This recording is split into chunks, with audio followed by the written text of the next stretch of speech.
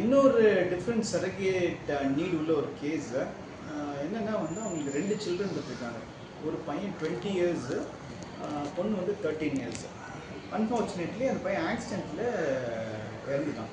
So இப்போ அந்த ஒரே சைல்டு இப்போ வந்து எங்களுக்கு சரகேசி மூலிமா வேணும் அப்படின்னு வந்து பெரிய. ஸோ இவங்க வந்து சரகேசி பண்ணுறதுக்கு அவங்களுக்கு லீகலி எலிஜிபிளா அப்படின்னு பார்த்தா டெஃபினட்டாக நோ. நம்ம ஏற்கனவே டிஸ்கஸ் பண்ண மாதிரி ஒன் சர்வைவிங் சைல்டு இருந்தால் செகண்ட் சைல்டுக்கு surrogacy not allowed if the surviving child is normal. அந்த 13-year-old daughter she is fine. So இவங்களுக்கு ஒரு அக்கா தம்பி இல்லை தங்கச்சி தம்பி அந்த மாதிரி வேணுன்றதுக்காக அவங்க நீட் கேட்டாங்க. இது சரகேசி மூலமாக பண்ண முடியாது. ஸோ அப்பீல் போகலாம், இந்த மாதிரி பையன் இருந்தால் அவன் இறந்துட்டான் அப்படின்னு. தட்ஸ் அன்ஃபார்ச்சுனேட் தான். பட் இந்த கேஸில் சரகேசியில் அப்ளை ஆகாது. குழந்தை இல்லாத கப்பலுக்கு தான் சரகேசி பண்ணணும்.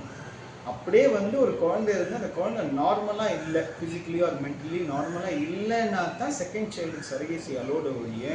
இப்போ இந்த பேஷண்ட் கேஸில் தட் இஸ் 2 குழந்தைங்க இருந்தாங்க, அன்ஃபார்ச்சுனேட்டாக ஒருத்தர் இறந்துட்டான். ஸோ அதனால் எனக்கு செகண்ட் சைல்டு வேணும் அப்படின்னு சொல்லிட்டு சரகேசி பண்ண முடியாது. அவங்களோட ஏஜ் க்ரைட்டீரியாவும் வந்து அந்த இன்டெர்னிங் கப்போட ஏஜ் க்ரைட்டீரியாவும் வந்து ஆஸ் பர் லிமிடேஷன்ஸ் இல்லை.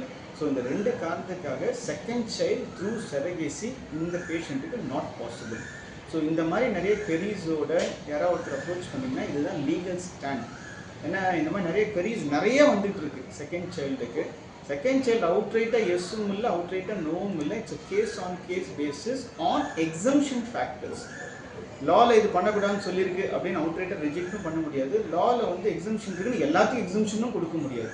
ஸோ இந்த பர்டிகுலர் கேஸில் that is not allowed, legally not allowed to go for surrogacy for a second child. So நீங்கள் சரகேசி ஆஃப் பண்ணுறவங்க கரெக்டான லீகல் ஒப்பீனியன் எடுத்துக்கோங்க. ஏன்னா எல்லாரும் கூகுள் பண்ணால் எல்லாருக்கும் தெரிஞ்சிருது. பட் அந்த கூகுளில் வச்சுட்டுலாம் கோர்ட் அப்ரோச் பண்ண முடியாது. ஸோ உங்களோட பர்டிகுலர் கேஸுக்கு எக்ஸ்பர்ட் லீகல் ஒப்பீனியன் எடுத்துகிட்டு டாக்டர் கன்சல்ட் பண்ணிவிட்டு அதுக்கப்புறமா டிசைட் பண்ணுங்கள். ஏன்னா வந்து இது நார்மல் சரகேட் ஆர்டர் மாதிரி உங்கள் ஜூரிஸ்டிக்ஷன் உள்ள கோர்ட்டில் வாங்க முடியாது. இது exemptions are given by high courts only.